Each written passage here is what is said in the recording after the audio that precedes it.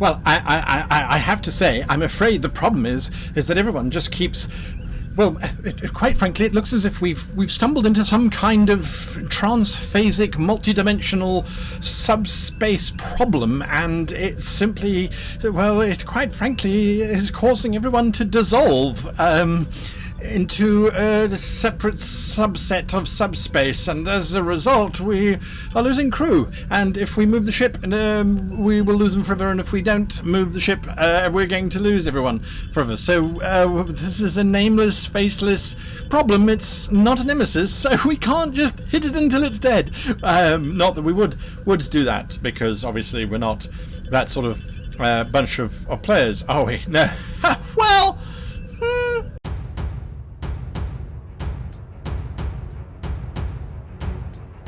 hello and welcome to this week's episode of How to Be a Great GM. My name is Guy, and today we're looking at the question of what to do, or how do you run a game where you don't have a nemesis, where you don't have a villain, where you don't have a monster that your party can just kill to overcome. So in other words, we're talking about everything else that poses a question, poses a problem, and how do you run it so that your players don't get frustrated with it, but also that they can feel as if there's a sense of accomplishment.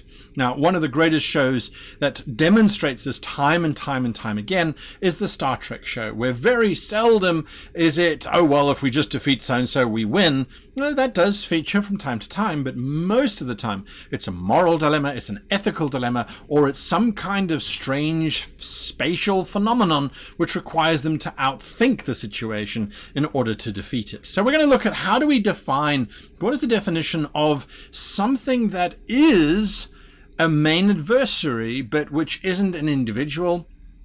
What kind of solutions can we give to our players? Because remember, they have to have a solution. They have to be able to defeat this in some shape or form. And then what adventures does that inspire us to give our players in order for their characters to go on that journey? So many questions that we need to be able to answer. So let's jump straight into it. So what is the definition of a non-individual based nemesis? Well, firstly, it could be a collective. There might not be a single leader that when you cut the head of the leader, the entire body falls to pieces. That may not necessarily be the case. Again, if we're starting to look for examples in everyday media and books and films and things, the idea that there is a group of individuals responsible. So you take out the one group member and you think, ha-ha, victory. And the thing happens again. Oh, maybe it's not one individual, maybe it's multiple individuals. And a good example of this is Murder on the Orient Express, Agatha Christie's whodunit murder mystery, where it wasn't one murderer, it was multiple murderers acting as a cohesive unit, so that the solution didn't seem to be that once one had been found, the whole thing was over. It was a collective group. It could also be nature, natural stuff, strange phenomenon. This is where Star Trek really, really flourishes. It's a natural issue. So there is a tidal wave coming. There's a volcano that's going to explode, aka Jurassic Park. There is something that's going to cause this catastrophe to happen, and the player characters are going to be in the direct path of it, or are in the path of it, and have to escape. Dante's Inferno, Dante's Peak, I think was the name of the film, with Pierce Brosnan in it, where a volcano erupts and threatens to consume the whole space that they're in, and they have to try and escape. So surviving nature is another example of this kind of, we can't kill it, we can't defeat it, we have to overcome it through other means. And then finally, logical. These are things that the player characters are stuck in, and there needs to be a logical, logic has prevented them from moving forward. It's a catch-22. If we kill this person, that person dies. If this happens, that happens. We are stuck in a paradox where there is spatial phenomenon going on. It's not natural. It's the invention of a monster or a creature. If we kill the monster or the creature, it won't solve this situation. We have to work through it it logically. We have to overcome it using logic. So what this does is this gives us three very different types of adventures. The collective is a social adventure where the party is trying to figure out the social dynamics that causes collective to exist.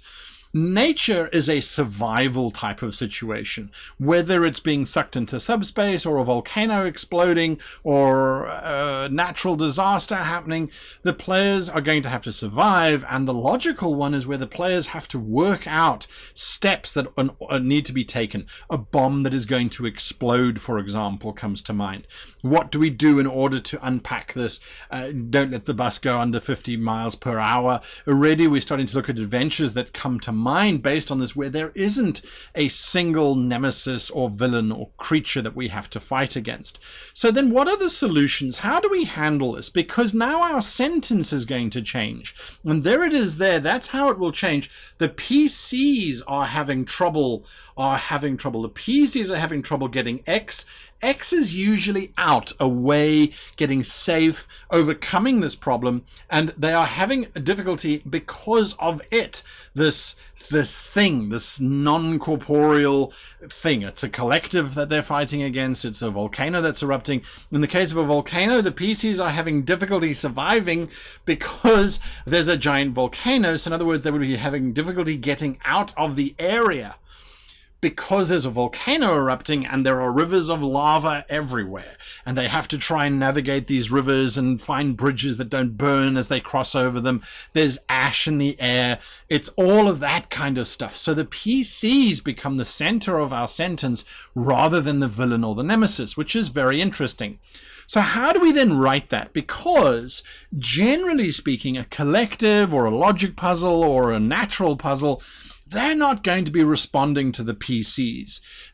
They're usually non-existent entities. It's just a series of things that come together to cause problems for the PCs. So that's when we shift to the yes and no but situation, rather than that the volcano is trying to kill the PCs, so the PCs build a lava boat, so the volcano creates lava monsters to now attack the PCs.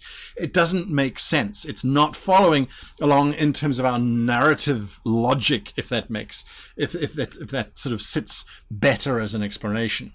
So we resolve then to the yes and no but. The characters try to evade the volcano by building a lava raft. Yes, it starts to work. And as you start to move away, you realize that there are other people trapped on this hill. Are you going to try and save them or not? So yes, your plan works, and this then happens. If you say no, but something goes wrong. No, you can't build the lava raft, but this could happen, or that could happen, or this could happen. So these two sentences, these two little phrases, they're different from what you might normally have heard, but they definitely drive things forward. So it's a case of yes, you get away, and then this happens, or no, you don't, but this happens. When players are trying to survive a natural environment, or they're trying to survive a logic puzzle, it's not about a case of punishing them and then complicating it. It's about punishing them and then providing them with alternative solutions. Because if you don't, what's going to happen is the PCs are having trouble changes to the PCs are stuck.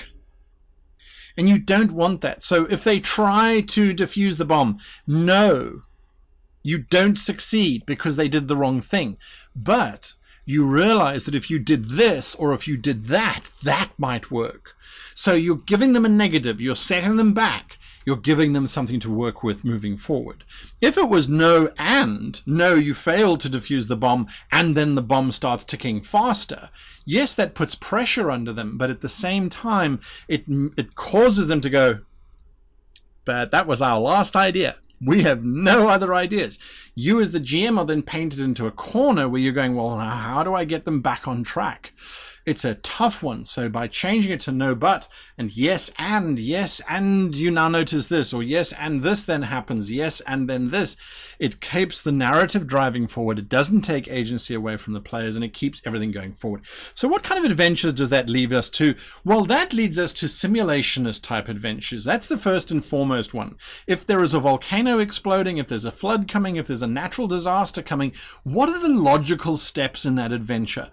Well, it's identifying that it's going to happen first. If you look at the movie Pompeii, the entire thing is about the eruption of Mount Vesuvius in 79 AD, which caused the major wipeout of Pompeii and its sister city Herculaneum. And that was turned into a movie, it's turned into a book, there's a whole bunch of things.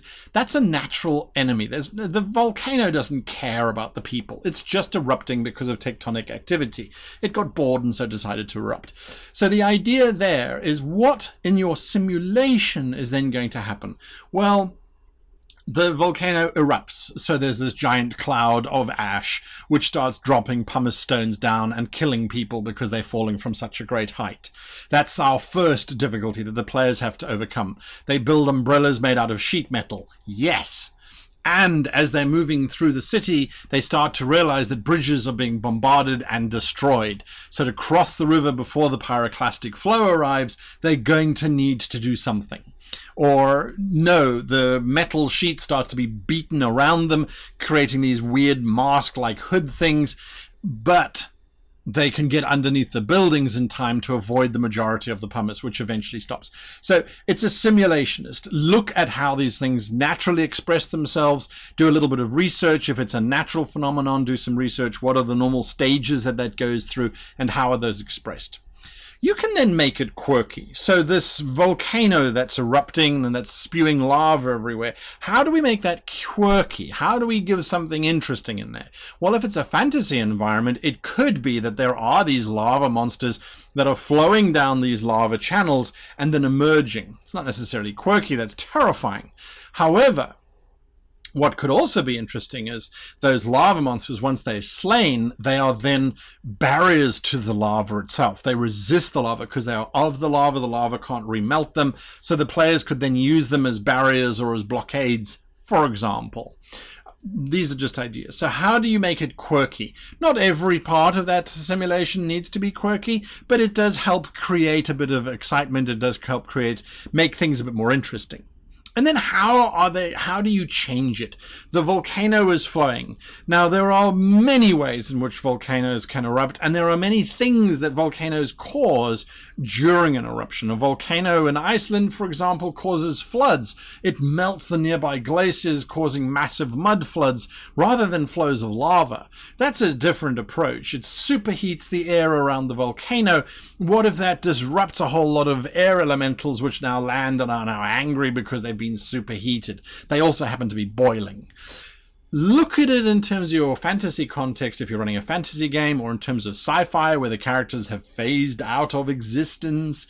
You look at those kinds of things and look at how do you change it up? What do you do? So that is how I deal with the entire concept of having a nasty big thing that the players are trying to fight against, but it doesn't have any personality. It's about yes and no but, and driving it forward so that everyone has a good time.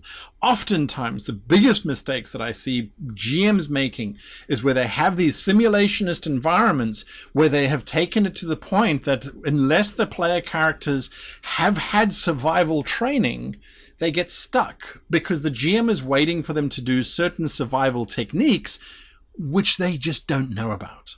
So by making sure that when something fails, you present them with an alternative, you give them a little bit of insight, you give them a little bit of a nudge, you can keep the story moving forward. So if you've stayed all the way to the end of this video, let's look at it. So I like to aim for 3 twists.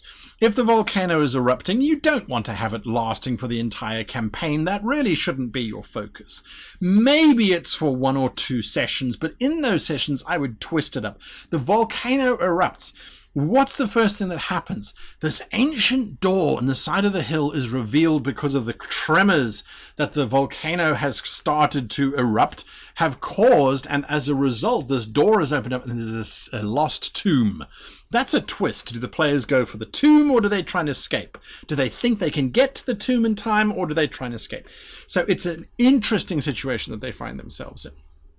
So let them go into that tomb, let them then start to encounter the noxious gases, the sulfur, all of that kind of stuff that the volcano is busy spewing forward. If they can persist, they can get some treasure in there, a lost relic or an holy item or something along those lines. Now they have to escape. Streams of lava are already starting to surround them. What are their solutions? That's then when they start to go forward. So try and come up with 3 twists on the idea, 3 things that are going to make it not just an explosion that they have to escape from. Then I like to go tension up, tension down, tension up. So as the volcano explodes, tension is high. They've got to escape. There's rocks falling everywhere. It's dangerous. It's traumatic. There's lava flows. There's lava demons. There's whatever's going on. They've got to survive all of that. And then they take a break. They find a sewer system that's going to let them sneak out of the town protected. In that moment, let them come across a group of kobolds who are also fleeing. And the kobolds say, "Don't hurt, don't hurt." Let them then engage in those kobolds and find a moment where they share something with the kobolds. And the kobolds help them get across a bridge, and they help the kobolds get across a waterfall. And the pace is slowed because there's these wonderful little moments. And then the kobolds scurry off down a passageway, the players go down another passageway, and then you take the tension right back up again with this massive explosion, this huge eruption, and this fire dragon launches out at the party because they're the last ones in the area, or something along those lines. So your tension up, down, up, it makes it a roller coaster ride, of course, and then it's down at the end once they've escaped. They've made it to the fields, and they can watch as the volcano obliterates the castle that they were just in, and they have survived. I then also try and make sure that of the 3 adventures, there's a combat, there's a skill, and there's a puzzle.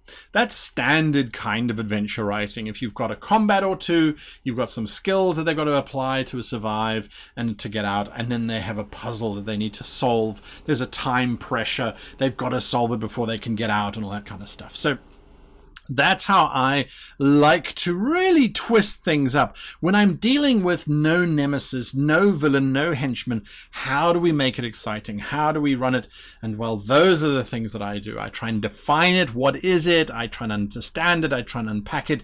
And then I look at what are the solutions going to be? How are my adventurers going to overcome this? And what adventures then come out of that?